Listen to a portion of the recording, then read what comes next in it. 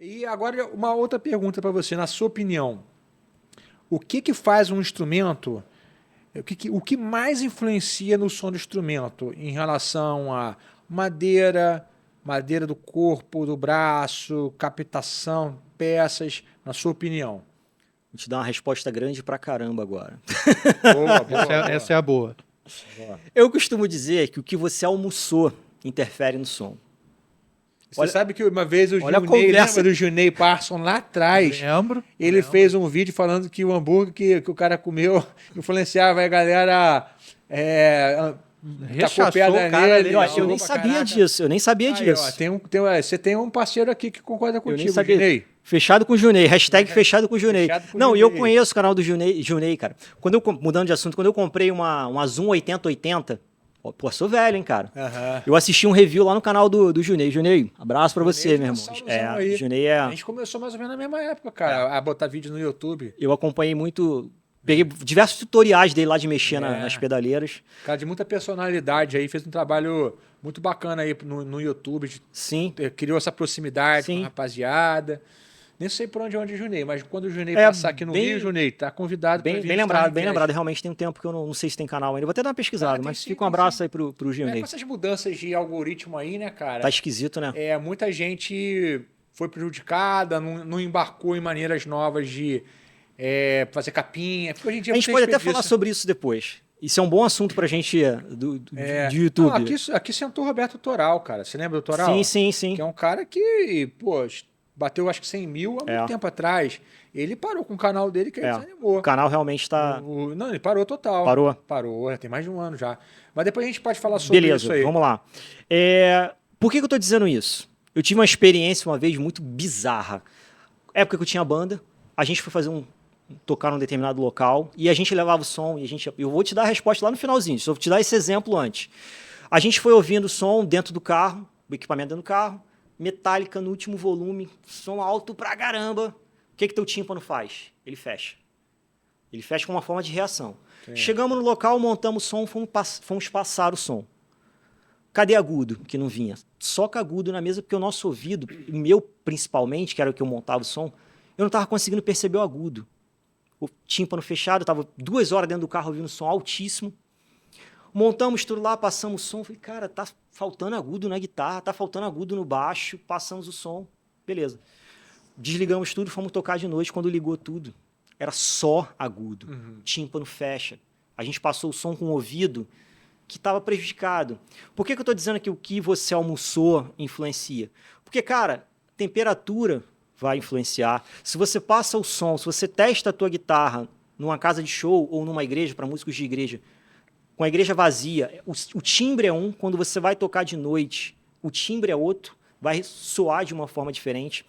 Então, isso aí, a gente está falando de coisas que estão muito longe ainda do instrumento. Agora, vamos chegar perto do instrumento, que a gente tem madeira, tem captador, tem potenciômetro, fiação, tem o cabo, tem a pedaleira, tem equalização. Cara, tem infinitos itens que estão diretamente ligados ao som.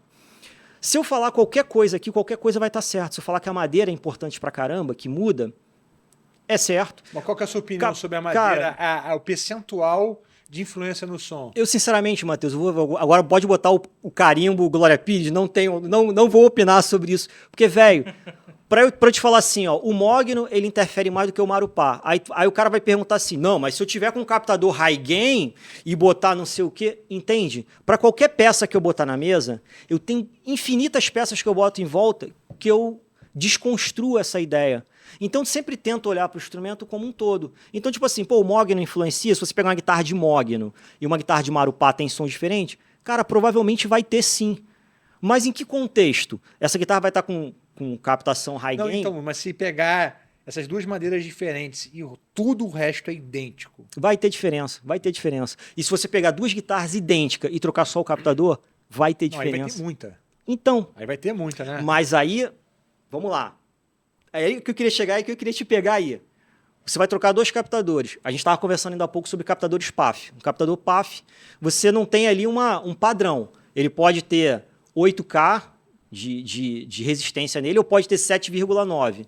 Se eu trocar um de 8K por um de 7,9, que é quase nada, botar nessas duas guitarras que são de madeiras idênticas.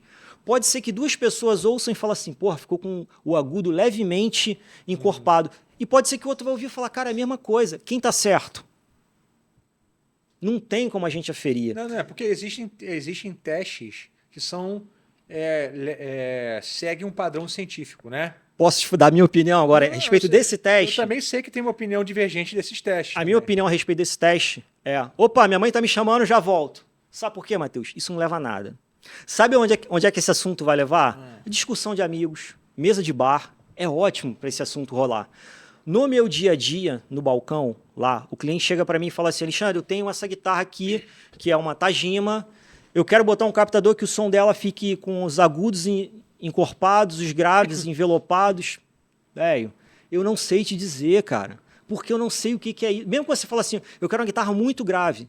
Cara, sabe o que você faz?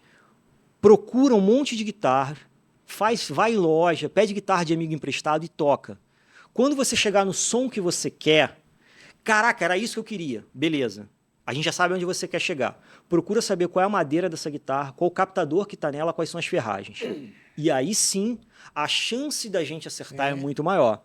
Agora, você me descrever um som que você quer e eu te dizer, vamos botar um braço de Mogno, um corpo de Marupá, um captador de Mars, não sei das quantas. Velho, pode ser que a gente acerte, mas pode ser que a gente erre muito. Mas eu vou trazer também um outro lado, né? Por que eu acho importante se ter uma conclusão mais próxima da verdade possível, né? Uhum. Por exemplo, a espessura da corda influencia ou não? Muito. Então, mas aí tem testes agora que a gente viu sobre a espessura não influenciar no corpo. Quanto mais grossa, a gente sempre teve, quanto mais pesado o calibre, mais corpo. Não é, entendeu? Tem o próprio Rick Bearo fez um teste muito interessante no site dele e ele até falou, cara, os calibres mais finos, ela inclusive vibram mais e trazem até mais... Você tem mais low-end com uma corda com um calibre mais leve do que com um calibre mais pesado. Então, por exemplo, por senso comum da galera, pegar uma corda 011, né, que tem muito mais massa ali para você vibrar.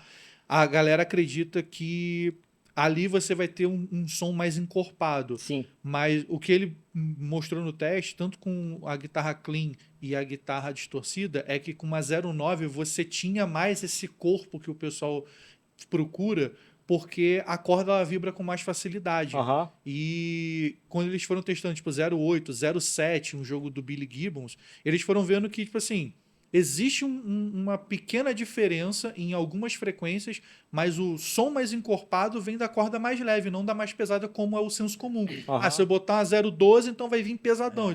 Não necessariamente. Com 09 você consegue isso.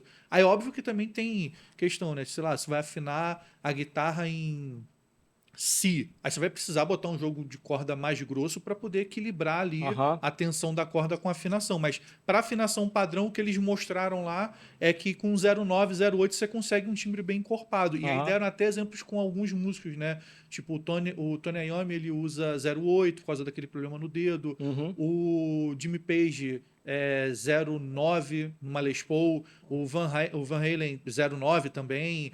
O caso do ZZ Top é 07. O do ZZ Top, o Billy Gibbons é 07. E aí eles é. foram dando vários exemplos e foram fazendo teste tipo com os mesmos guitarristas tocando, o mesmo instrumento, botaram um cara lá só para poder trocar as cordas e regular para cada calibre, para ficar tocado ali legal o instrumento. Foi bem maneiro esse teste. Então, por que eu acho que é importante esses testes? Porque você tira uma mística que pode prejudicar uma pessoa. Por exemplo, eu toquei com acordamento mais pesado por muitos anos da minha vida e isso, cara, pode gerar uma tendinite. Sim. Isso trouxe um problema no meu dedo. Hoje eu toco com acordamento 09 e não mudou nada do meu som comparado a uma 011, sacou? Então, assim, é alguma coisa que foi quebrado, uma mística que existia, desmistificou e foi bom, pô. Porque hoje a gente sabe que, cara, vamos tocar com um acordamento mais leve, porque em termos de som não está fazendo diferença nenhuma, como a gente acreditava que tinha. Então, se existe uma conclusão, talvez não 100% verdadeira, mas vamos botar, cara, tudo leva a crer que madeira influencia pouco. Pô, eu vou gastar mais recursos? Não na madeira. Vou usar mais recursos na peça. Uhum. Tá entendendo por que eu acho que isso importa? Concordo e discordo. É. Deixa eu voltar para minha tese de novo aqui. Vai lá. Mais uma vez, a gente está lidando com percepção. Esse teste aí é maravilhoso. Inclusive, tem um teste que um cara fez que ele pegou uma guitarra, afinou e foi tirando peça, foi tirando madeira, até que ele termina com as cordas esticadas aqui e a outra, o restante da corda esticada aqui sem nada embaixo. E, segundo ele, não influenciou em nada o fato dele ter tirado toda a madeira. Eu explico isso para um cliente que ele ouve e fala, não, mudou muito. Acabou. Não, eu entendi o que você está falando. Entende? Então, tipo assim, mais uma vez, eu tô olhando para essa situação do lado de cada balcão. Para eu afirmar isso para um cliente meu e falar, filhão, compra tal peça, tal madeira, confia no pai aqui que vai dar certo. Ele confia, ele compra. Percepção final dele, não mudou nada. Ou então, tá me entregando totalmente. Eu posso apresentar uma tese de doutorado para ele, eu posso chamar o Léo Fender para me ajudar a explicar, e ele vai dizer, cara, não mudou, não é isso que eu queria. Ele tá certo. É a percepção dele. Entende por que que algumas coisas eu vou sim na técnica, no lado científico, mas, cara, a palavra final é a palavra do cara que tá lá, que levou o instrumento dele, e eu tenho que entender o que ele quer, tanto de forma científica, como de forma subjetiva. E o que alguns anos de experiência dentro desse bolo doido, eu termino de atender um músico de jazz, ele sai da minha oficina, chega um cara que toca pagode, chega um cara que toca violão de 7 cordas numa escola de samba e chega um músico de thrash metal. Então, são universos totalmente diferentes. Eu tenho que entender exatamente o que se passa na cabeça desse cara para poder oferecer o melhor para ele. Não existe um padrão. Eu não posso estar baseado só em cima do científico. Obrigado por ter assistido a esse corte do Starling Cast. Você pode assistir o episódio completo aqui na descrição do vídeo. E aproveita, se você é guitarrista, para fazer parte da maior escola virtual do Brasil, exclusiva para guitarristas, tocando ali no QR Code ou então na descrição do vídeo. Te aguardo lá.